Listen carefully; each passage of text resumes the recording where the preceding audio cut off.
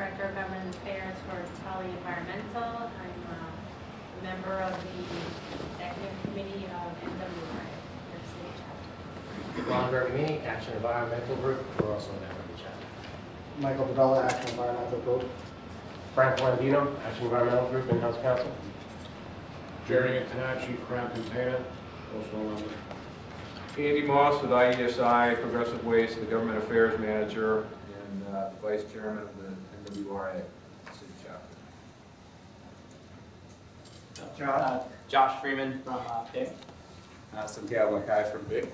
I'm John Curry from BIC. Sandeep Singh Rankudi, Director of Operations from Recycle Track Systems.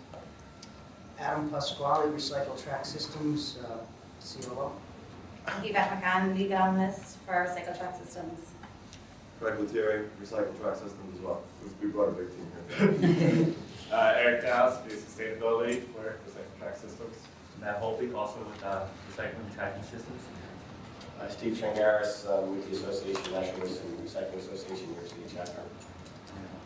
Now with Tamir, I'm owner and operator of Lighthouse in Brooklyn and chair of sustainability of our restaurant and bar association. Justin Wood, New York Players for the Public Interest. Joe Rubino from Great Forest. Mike Hellstrom, Labor's Local Union 108. Steve Thompson, local Laborers Local 108. I'm Noah Janelle, Internal Counsel at BIC. Sal Ronath, Director of Policy at BIC. All right, so why don't we get started? Welcome, everyone. I apologize, I'm going to read a couple of things first. It's not that long, so that I don't forget them, and then we'll open things up. So, as I've already indicated, I'm Dan Brunel, from the Business Integrity Commission. As required by New York City rules and regulations, BIC must hold a hearing at least every other year regarding the maximum rates charged by the private trade waste carters for the collection, removal, disposal of trade waste. At BIC's discretion, we may hold such hearings more often if circumstances warrant. Our objective today is to listen to the interested parties, including trade waste carters and the customers they serve, in order to gain a better understanding of the current state of the commercial trade waste industry and how the rate cap may or may not impact the industry.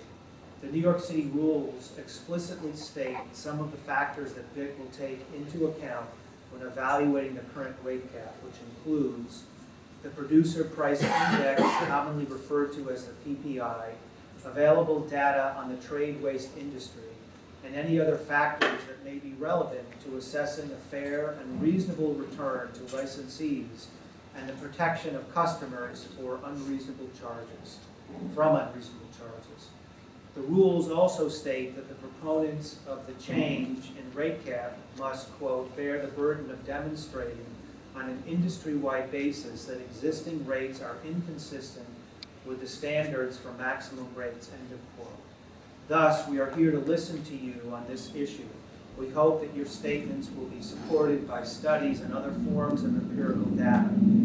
Through this hearing, we hope to gain a better understanding of all the issues underlying the rate cap from the perspective of both the carters and the commercial customers. The first issue at hand is the viability of the current rate cap, which was put in place in 2013. According to data reported by the licensed carters in the semi-annual customer register, the majority of generators are charging well below the current rate cap, and in fact, a large majority are still charging customers below the pre-2013 rate cap. The agency is also equally aware of the arguments raised by the carters that a healthy and robust competitive industry does not need to be artificially controlled via a rate cap, and that the fact that the carters are not colluding or at the rate cap provides support for the abolishment of the rate cap entirely. The trade waste hauling industry will be experiencing changes in the coming year, and any decision with respect to the rate cap must take into account those changes. For example, the Department of Sanitation recently held 2 public hearings. The first on the commercial recycling rules, and the second involved charges to the commercial organic rules. When taken together, those new rules will require private trade waste carting companies and their customers to work together to meet the city's sustainability goals. However, the rules are not yet in effect, so their impact cannot yet be determined. BIC will continue to monitor this issue as well as other issues that are sure to arise.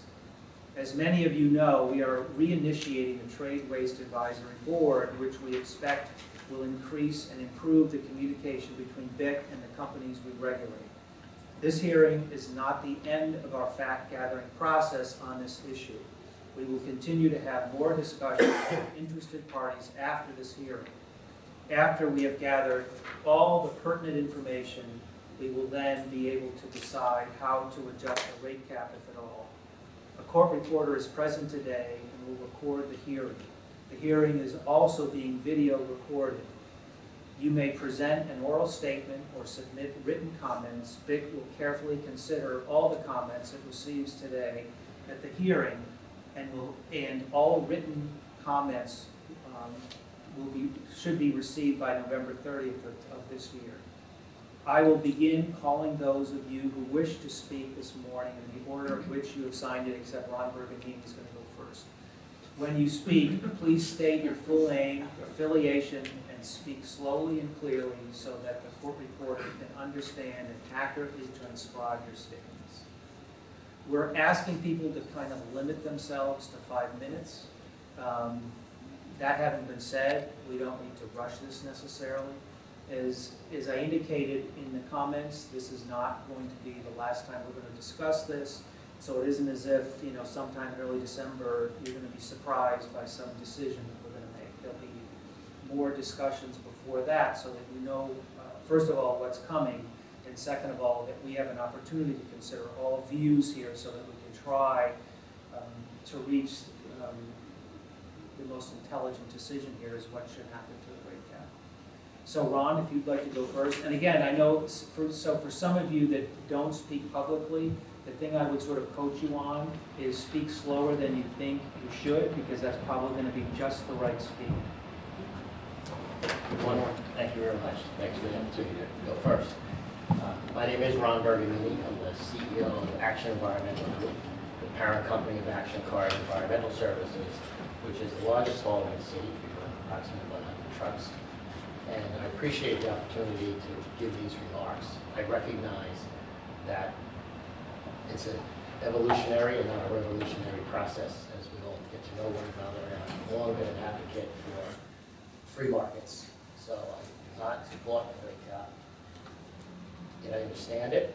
And what I want to suggest is perhaps a 2-year time period where there is no rate cap, and we could test the market with a sunset provision with that, so it would come back, so there'd be no need to have to reinvent the wheel, as it were.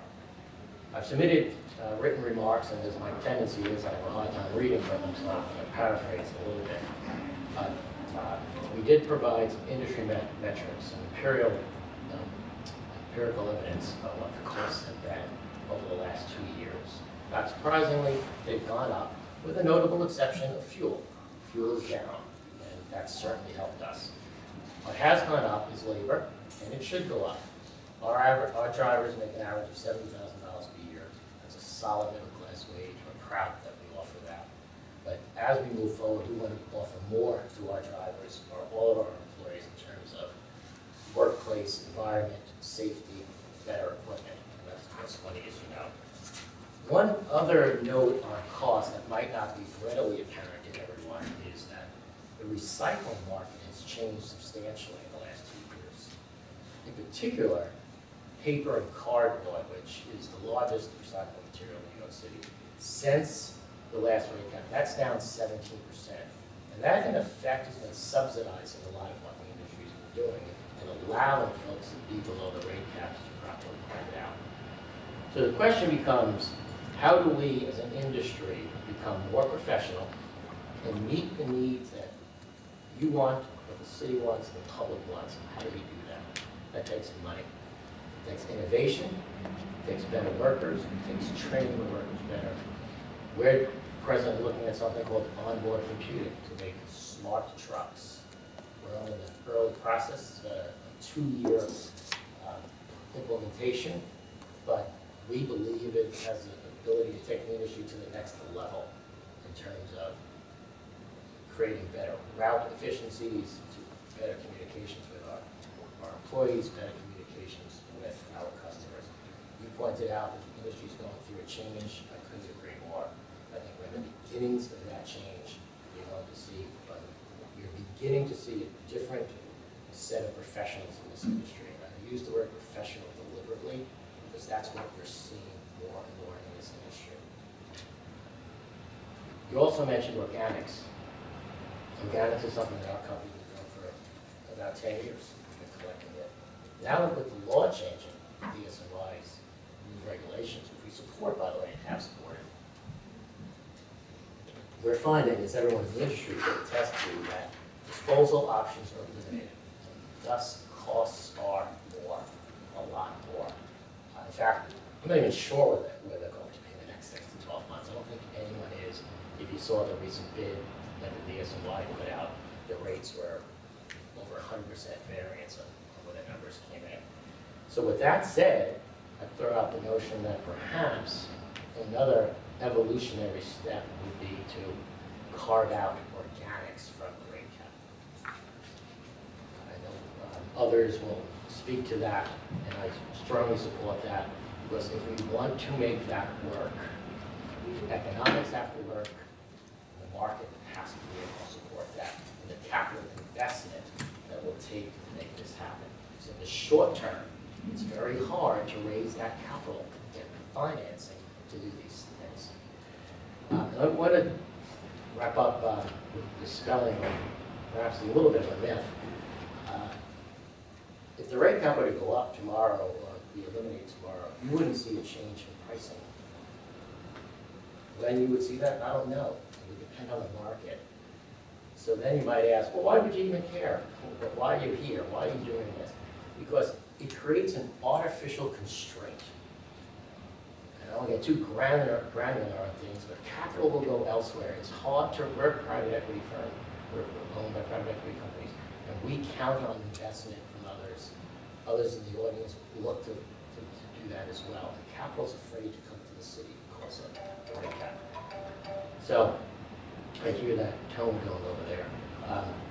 New York City is a very unique market. We don't compare it to the West, as everyone talks about. But I've been out to the West recently to talk to those folks. Their prices are substantially higher than ours. So the sustainability goals are great. We support them, but they're expensive.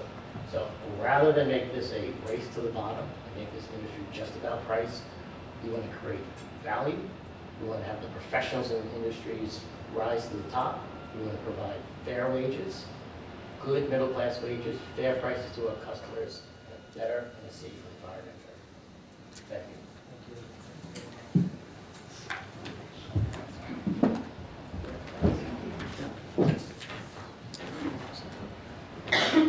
Who do you have next now?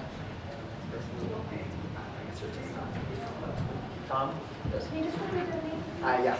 I have the one. This is your list, China.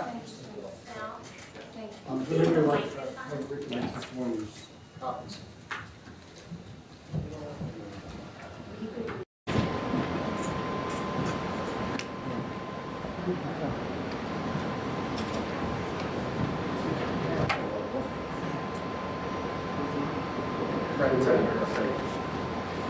Good morning. Thank you all for scheduling this hearing and giving us an opportunity to give testimony on this important issue. My name is Thomas Antiscano, and I am the chapter chair for the National Waste and Recycling Association. I'm also the CFO and member of a third-generation family business, Mr. T. Carter, that has served the city since 1947. I want to start out with a very brief history of the rate cap. In the late 1990s, the city actually lowered the rate cap to $12.20 from over $14. There was no weight-based cap then, and the rate sat unchanged until 2008. At that point, a major businesses, Fulton Fish Market, got canceled by Waste Management because they could not service them properly. And the Fulton Fish Market scrambled to find another cargo. Finding no takers, they called the mayor's office and rushed rate cap reform was put through, including a weight-based cap. The yardage cap went up 30%, approximately 3% per year if you figure from the prior cap. As an interesting aside, there is only one company left in this city that is publicly traded, and one other large company that already spoke, who is backed by private equity. The dozens of companies nationwide and worldwide that are in that strata with the revenues to invest in this marketplace have either fled or never entered. And I submit to you that the rate cap is the reason why. In 2013, I attended a meeting with then Commissioner Sherry Hyman. She shared data with us that showed us not only were carders losing money as a whole, but there was virtually no entrance into the marketplace. Those conditions are redundant because all economists will tell you that a marketplace where there is little or no entry is due to poor forecast for profits. To Commissioner Hyman's credit, she pushed through a 15% increase to both the weight and the yardage caps, and the rate cap is where it is today. In the past year, I have been to more meetings and hearings on the state of this industry than my prior 19 years combined. I have heard many complaints that the industry, as a whole, does not recycle enough, has low employment standards, and there are too many trucks on the street that pollute and cause traffic. Interestingly, no one has asked the reasons for these alleged maladies. Today, I will explain to you why. Your predecessor in the city government created the conditions that led to where we are today. All of the sanitation businesses are operating in an environment that they are reacting to and not one that they created. The laws currently in effect asked for a robust marketplace where city businesses could negotiate and drive down prices. You got that. It was said that Carter's profits were too high and needed to be cut. You got that. You asked for an industry that was free of organized crime and corruption. You got that. In short, all of the stated goals of the mid to late 90s were accomplished, and here we sit. Today, there is a change in the focus of city policies when it comes to sanitation.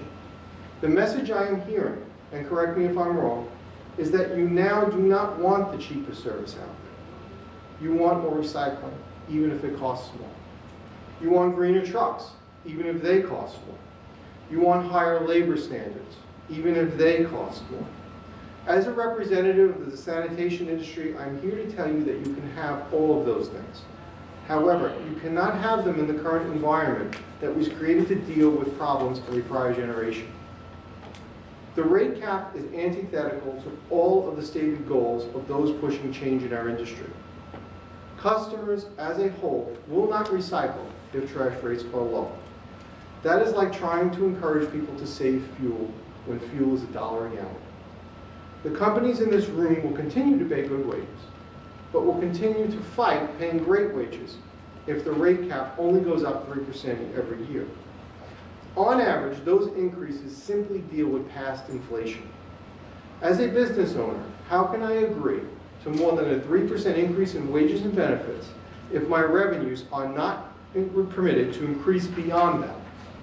Companies will have great difficulty meeting the new emission standards proposed for 2020, passed for 2020, if they cannot pass on the costs of these $250,000 plus assets to their customers. There was a day in this industry where there were over 400 carters serving this city. Today's best estimates of the total operating puts that number around 90. Worse, for city businesses, the top 35 have over 90% of the market. As the larger companies in that mix purchase the smaller, that number will decline further. Customers will then have less choice in who they choose, and prices will go up. At some point, the market price will hit the rate cap, and customers will have difficulty getting carters. This will happen first for the customers that want time-specific pickups and those that want premium days. Then it will hit the very heavy accounts like restaurants. It will also hit the accounts that are small but want to recycle more because they will require more service. The more regulations the city puts on the industry to address the changing goals, the faster this will happen. Let us end the day when the rate cap was simply a reform to deal with crises. Commissioner Brownell, I thank you for reopening the dialogue with our industry. I know you want great things for this city and this industry. I'm here to tell you that I and the people I represent will do everything in our power to help you accomplish your goals. What we do will depend on the health and success of our companies, and that is directly anchored by this antiquated rate cap. I implore you to declare victory over corruption and the prior organized crime regime and throw away this archaic policy as we move forward to tackle the future challenges. If you decide not to take that step at this point, then I ask you to look at what you envision for this industry and what those rate changes will cost. 3% annually, which would be 6% at this point, is simply not enough to cover inflation, introduce new recycling streams, including organics, upgrade all the trucks to environmentally friendly fleets, and greatly increase the wages and standards of industry workers. Thank you for your time today. Thank you. Who's next, The next speaker is Mr. Shingaris.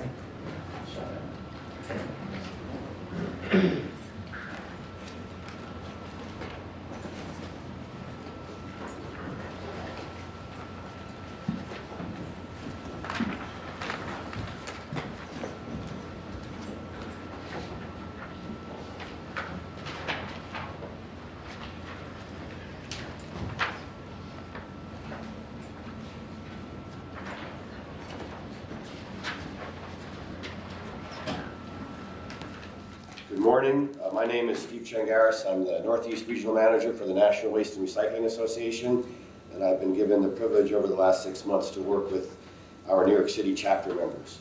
Good morning. The chapter is part of the National Trade Association that represents America's private sector waste and recycling industry. New York City is our most active chapter. We have thousands of hardworking men and women who collect and manage, we believe, more than 75% of the commercial trade waste and recyclables produced by the city's 225,000 plus commercial entities. It's a Herculean task, done day in and day out, year round, in good weather and bad. We work as business integrity commission licensees to provide excellent service to our customers, good paying jobs for our employees, characteristically union jobs, and to collect and manage the city's waste as safely as possible, and to be as good corporate citizens in the neighborhoods and communities of the city where we serve and work as we possibly can. The first point we want to go on record today, I'll echo the other two speakers, we'd like to see the elimination of the rate cap. The city is the only locality in the country where the rate cap is still in place, and we believe it's time for the rate cap to go, and that we do want to cite that previous credible city authorities have called for the elimination of the rate cap, and we echo that today. The rate cap artificially restrains the ability of carters to do many things, including providing specialized waste and recycling services needed by our customers. It prevents us from introducing new equipment and programs, and it prevents us from attracting the capital investments necessary to fund the best recycling and waste services operations for the citizens and businesses of the city. We also note that the continued existence of the rate cap will only make it that much more difficult for the carters, for our carters, for us, to implement separate collection and processing of organics, to expand the collection and processing of commercial recycling, and to bring the most environmentally friendly and safe trucks to the streets of the city. We've reiterated that point. We beat it for a while. That's great. It's on the record. This is the first 2-year rate cap review that was required based on the regulatory reforms that were passed in November 1993, 2013. We are very grateful that that regulation was passed so that we get an opportunity to come before the Commission every 2 years and present this case. The new process is a welcome addition, and it's critical given the dynamics of the ongoing changes and the costs experienced by carters. We encourage and call the BIC, due to the business conditions of the last 2 years and what we expect to happen in the immediate future before the next rate cap review required by the new regulations, to grant the private carting industry a rate cap increase no less than the one granted last time in November 2013. Based on an informal blind polling of chapter members, I'm comfortable to suggest that we believe equipment and labor costs alone which are the two primary costs of a carter's doing business, during this time period have gone up in the range of 15% and 7% respectively. This alone, because they are the major costs of running the waste and recycling collection companies, more than justifies the requested increase to the currently allowable trade waste rates. We learned during our outreach that the other costs of running our businesses, like property and liability insurances, workers' compensation, taxes, disposal fees, and the like, have also increased well beyond or in keeping with the 2013 rate cap relief granted BIC licensees. The only major cost item that has moderated since then is the price of fuel, as has been previously noted. And the other point that we want to make in this context, and it's large and it's already been noted, but it's a fact, the value, or should we say the loss of value, of the commodities we recover for recycling and diversion from disposal over the last 2 years needs to be noted. It's known that commodity markets in general fluctuate, whether they're strong, weak, or regular markets. And unfortunately, we are in a generally weak market now, and we've experienced severe losses in the value of our recyclable commodities, the fibers, the paper, the metal, the plastic, and glass, during the review period. And again, no one of us has a crystal ball, but there's no realistic view or prevailing view out there that the values will return to a strong pricing position anytime soon. We urge the Commission to pay special attention to this cost in its review to establish new trade waste rates. The other and last point we'll echo or mention new is that we understand the record for the rate cap will be kept open for several weeks. And it involved a little bit of the language that you used, Commissioner, when you described how the rate cap is to be determined. We're petitioning our members to submit further evidence about their costs over the last 2 years directly to the Commission, so that you have that for your information and you can review it. We encourage you to take that information along with the other information that you have from the registers and other submissions we make, and to review them and understand the cost increases the industry has experienced. We hope that you'll use that information and you'll issue your findings about our increased costs in due time. In addition, the chapter will be involved in that. We'll not only ask the members, but my offices will get you some additional material too. When the BIC closes the record, we then trust it will move swiftly to finalize the rulemaking and allow a new rate adjustment we have requested to take effect. Many carters and customers will then be able to use the relief to improve services, to continue to take excellent care of their employees, run safe companies, and to further the goals of zero waste and higher and best use of our after-useful life discards and waste materials. The chapter appreciates the opportunity to provide these comments and looks forward to working with the BIC in the future. Thank you. So Steve, let me ask a question, and not necessarily to be answered now, and it's not just to you, but to a bunch of you. So given that the new recycling rules are going into effect in a couple months, what do you guys think is the best way to figure out what that means in terms of your increased costs? Because that's one of the dilemmas that I have in trying to figure this out, especially not having a trade waste company of my own. So as I said, not necessarily to be answered today, but I think that's one of the things we should try to figure out, how we can do that, so that, as I said, when we set a rate, a rate might be fine for December of this year, but it might become a total disaster for December of next year, if that isn't taken into account. So anyway, just throw that out there. Who's next, Sal? The next speaker. Thank you. Oh, yes. Thank you so much. Okay. The next speaker is Mike Hellstrom.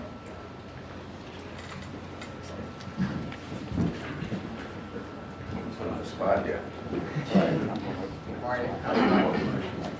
It's like a college student in front of the dean, but I'll do my best. So good morning, Commissioner Cornell. My name is Mike Hellstrom, Business Manager of Labor's Local Union 108. As a labor representative of over 800 unionized private sanitation workers in New York City, approximately 50% of the unionized workforce, we stand in support of a rate increase for the collection of private waste collection in New York City and urge the Commission to abolish the cap in its entirety. With the rising cost of living in New York City, the rate cap has put unfair pressure on our members' ability to earn incomes that create and maintain sustainable middle-class employment in New York City, and restricts the abilities of our employers to make innovative changes that benefit the industry overall and puts escalating pressures on our employers to meet required mandates, such as emission standards as required by the 2020 law, which left unchecked will affect our members' ability to continue earning real middle-class wages for themselves and their families. High-road employers such as Action, ISI, and Philco are consistently striving to ensure that their employees are paid good wages and receive quality benefits and are trained to operate safely.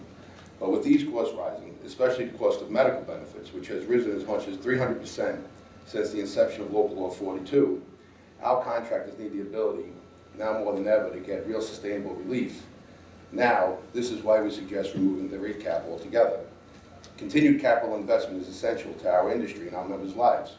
Rate caps dilute capital investment for improvements in our industry that is needed to achieve change that is beneficial to both the employers, the employees, and the communities we serve.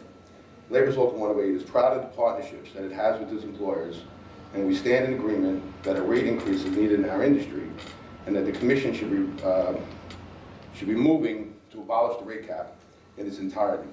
Thank you for the time to speak. Thanks very much.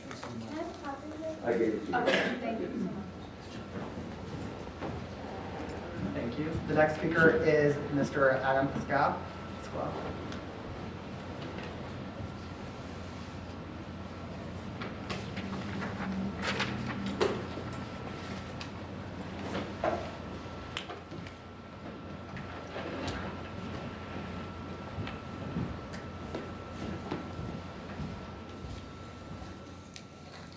Good morning.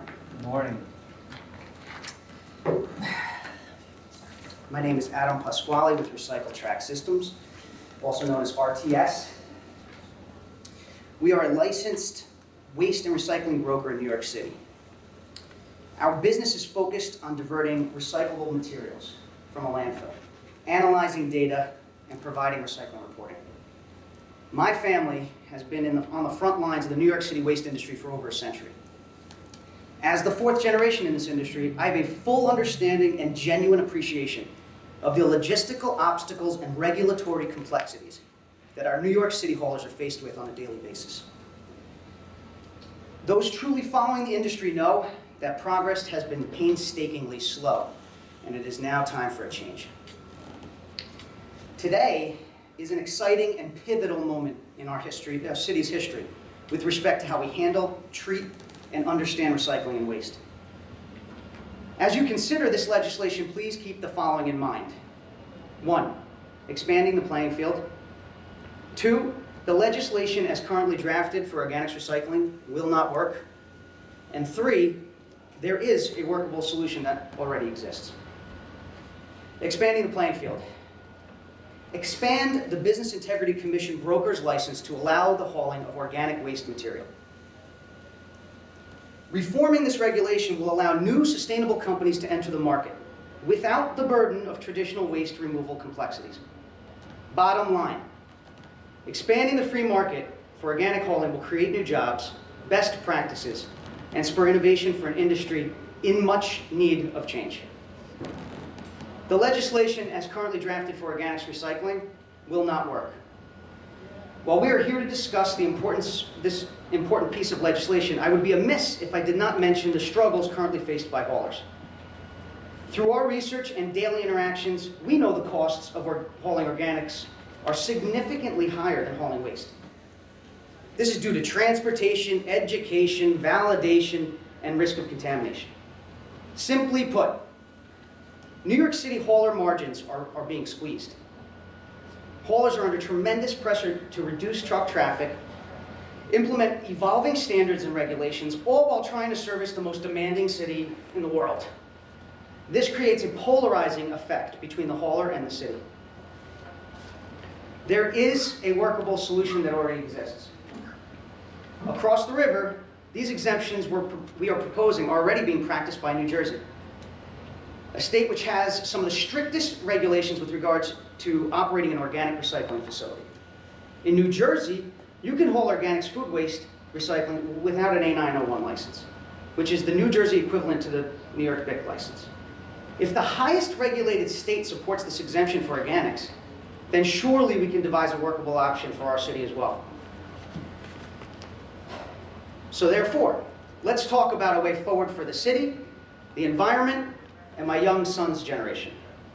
RTS publicly supports amending the New York City law to allow the hauling of source-separated food waste to be a key to success for the new organics legislation. This allows for New York City haulers and BIC licensed brokers to be more versatile and thrive, as well as open the market for new business. At the end of the day, we all want to make this a better city and a better planet. Thank you for your time and consideration. So Adam, are you going to continue to be a part of this conversation as we go forward, not only with regard to the rate cap, but all the other issues that are coming up in terms of recycling and compost? I think we would love to. What's that? The end of your question. You trailed off. Organics and, what did I say, recycling and compost.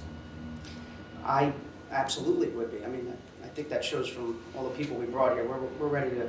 Yeah, because, you know, to as help. I've We want to help. indicated. It's we're broken and we want to help it. That's good, because we're obviously interested in hearing all views, good ideas. We certainly aren't operating under the misconception that we've got this figured out, because we don't. And so, you know, as well as you and anybody else in this room and other people that are here, you know, to include people so that we can, as I said, move forward and hopefully reach the most reasonable, workable solutions that we can come up with. So, absolutely. All right, thanks. Thank you. The next speaker is Andrew Moss.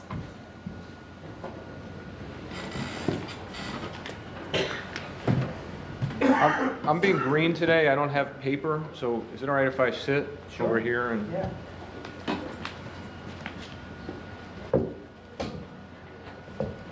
Pretty radical of you.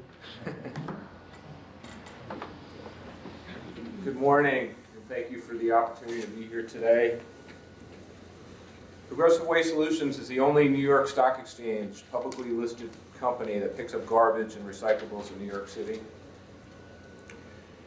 Progressive Waste, of which IESI is a subsidiary corporation, we're the third largest non-hazardous waste management company in North America. We operate in 12 states, the District of Columbia, throughout Canada. No other jurisdiction we operate in North America, not in any state, province, county, city, town, village. I think I've covered every jurisdiction. It's rate capped by a regulatory agency. In all these markets, vigorous competition between corporations creates a natural incentive to provide customers with high-quality service at an economical rate. But that's not why we're here today. Today we're here to provide testimony that demonstrates how our costs have increased since November 1st, 2013 to today. I have three different expense categories: operational, capital, and then intangibles. And in terms of context, we have approximately 17% of our customers are currently at the rate cap. So that's for us, it's a significant number. From our operating costs, our union wages, we provide good paying jobs for our hardworking union employees. Their wages, as per our collective bargaining agreement, have increased 5.25% in the past 2 years. Along with the good wages, we provide medical, dental, vision, life, disability insurance. For our non-union employees, medical insurance has increased 5.7% in 2014, 11.9% in 2015. Dental insurance increased 7.5% in 2015, so that should be a reminder to floss as well as brush your teeth. For our union employees, our welfare fund contributions increased by 8.7% from March of 2013 to February 2014, and an additional 8.1% from March 14th to September 2015. Our pension fund contributions increased by 3.8% from March 2013 to February 2014, and an additional 3.7% from March 2014 to September 2015. The smaller pension fund contribution increased 4.3% and 4.2% in the respective time periods. Other operating cost tolls, publicly available multi-year toll schedule from the Port Authority. The bridge and toll schedules for 3-axle vehicles rose an average of $38.50 to an average price of $50.83, which is a 32% increase. The price of a postage stamp has increased from 46 to 49 cents, which is a 6.5% increase. We communicate with thousands of customers each month through the post office. Capital costs, trucks, the cost of a 32-yard rear load packer rose from about $258,000 in 2013 to over $357,000 in 2015, an increase of 39%. Manufacturers' equipment upgrades to meet federal emission standards have directly led to these higher prices and are completely out of our control.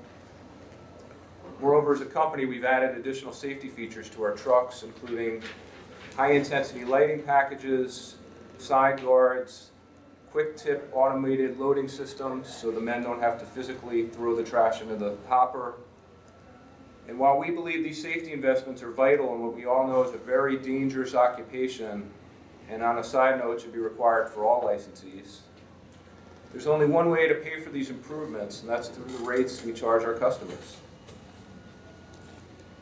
As many people have mentioned, organics collections is an expensive service and should either have a separate rate or not be regulated. As the Commission is aware, I'm sure we are not allowed to charge for containers that need to be provided for this service. These special toters have a short life expectancy with their own cost. The other point is, with organics, there's no route density at this point. And when you combine the specialty route with the now reduced speed limit under the Mayor's Vision Zero plan program, operating and disposal costs oftentimes exceed what can be legally charged. This is not a market that we're looking to grow at the present time. As I mentioned above, 17% of our customers is at the rate cap. These customers, frankly, they have no incentive to produce less garbage since they can't be charged an additional fee. They are, in my estimation, also subsidizing those customers that are not at the rate cap. If the rate were allowed to increase, they may make rational decisions like becoming more diligent about recycling. Of course, they're always free to seek another carter to serve them at a lower cost. The result's a more efficient marketplace. Part of a coalition that, again, is talking about, we believe that there should be high standards for our industry, good labor, pay, good wage scales, health benefits, safety for our trucks. They will all have costs associated with that, and those costs for us to operate have to be recovered. We're happy to provide the Commission with any and all documentation we've discussed here today, and thank you for your time and your consideration. Thank you.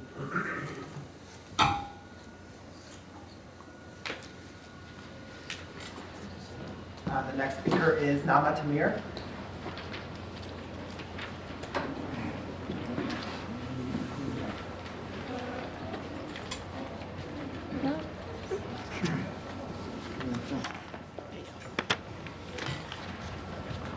Good morning, everyone. I'm Nama Tamir. I'm a business owner and operator of a Lighthouse in Brooklyn, and also soon Lighthouse Outpost in Manhattan.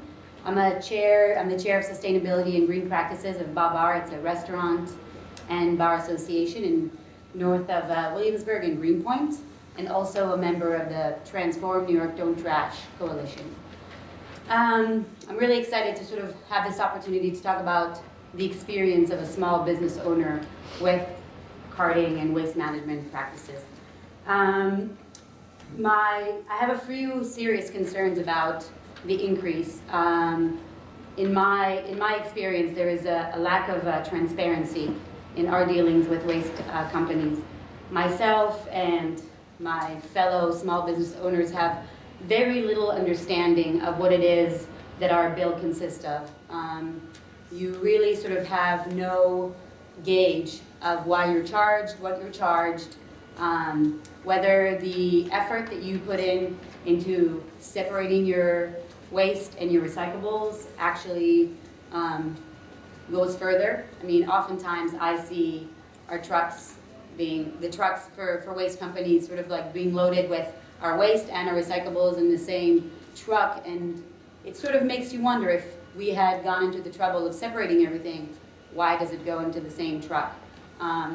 Seems like a, you know, like a effortless idea to kind of like send a different truck. We, in the last year, have been fortunate enough to work with the Billion Oyster Project, as well as Sure We Can, which is a local compost facility.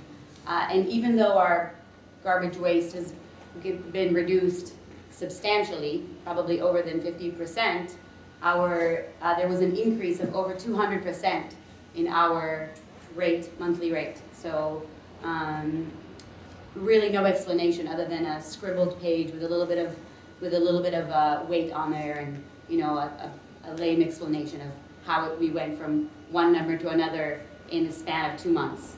I would be extremely happy to pay more for a service that will provide safe trucks, that will be zoned. In my block alone, we have 5 restaurants.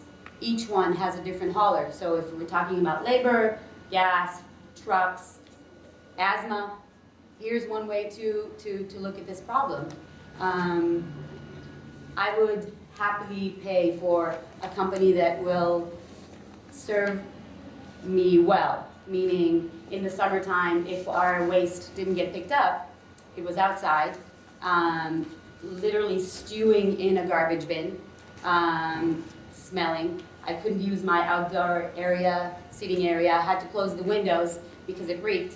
I had neighbors that were obviously very upset. And then when you call the next day, no one can send the truck the same day. You basically have to lose that entire side of the sidewalk.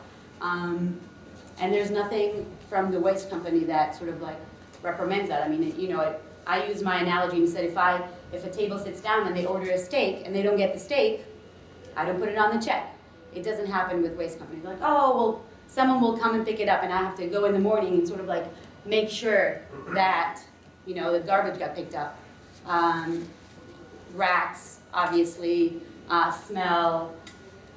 It feels like a third world country in the summer outside in New York when we have like just garbage piles on the sidewalks. Again, for the right service, restaurateurs will pay more. The same way we pay more for good meat, sustainable farming, organic produce. It has to get better. There has to be a counter. There has to be a little bit more transparency. We want change. We want this city to be a better city. We're a part of a community. I live 2 blocks away from the restaurant. If the restaurant across the street from me doesn't pick up their garbage, I wake up with that smell. It's awful. So I think that we're happy to look at a price raise, but there has to be consequences on haulers as well. Noma, did you submit anything to us in writing? I did not. So if we wanted to talk to you again, can you give us something so that we can do that? Sure, I can give a card. Yeah. Or, yeah, sure.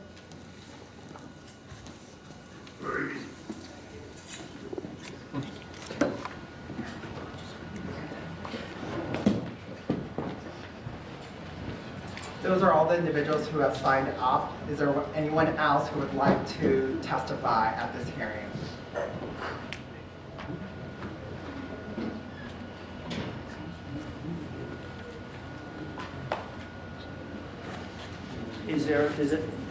Does anybody have anything else they'd like to, we technically have the space, so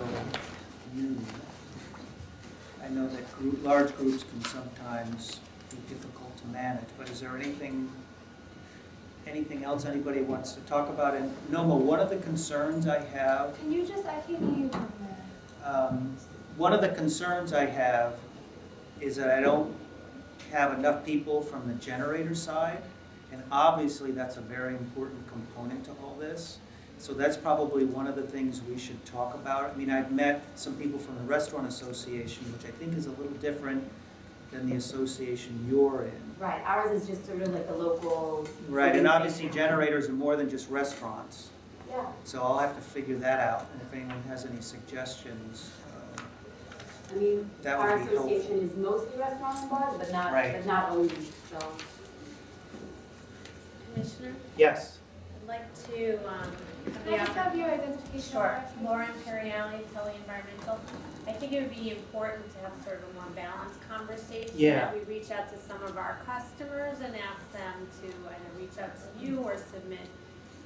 Yeah, that would be very testimony. helpful. Okay. That would be very helpful. And again, it isn't that the conversation today wasn't balanced. It was very helpful, very good points, very useful. But in moving forward, as you've indicated, we have to make sure that we're considering the concerns of sort of all the interested parties, as it were, because that's going to be important.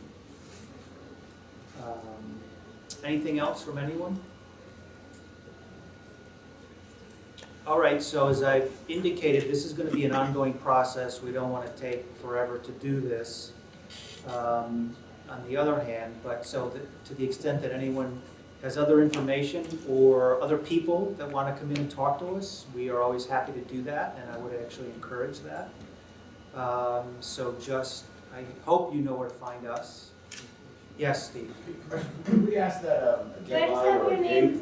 Steve Shengaris with the National Waste Recycling Association, New York chapter. Could we ask for a date certain that you'll sort of close the record, or that, you know, when you go back to the office and figure out that We might can. have all these comments in by a certain date so that you can finish the review from the hearing? Can we do something like that? So why don't we do this? It's now almost the beginning of November. Can we say, yes, I think November 30th.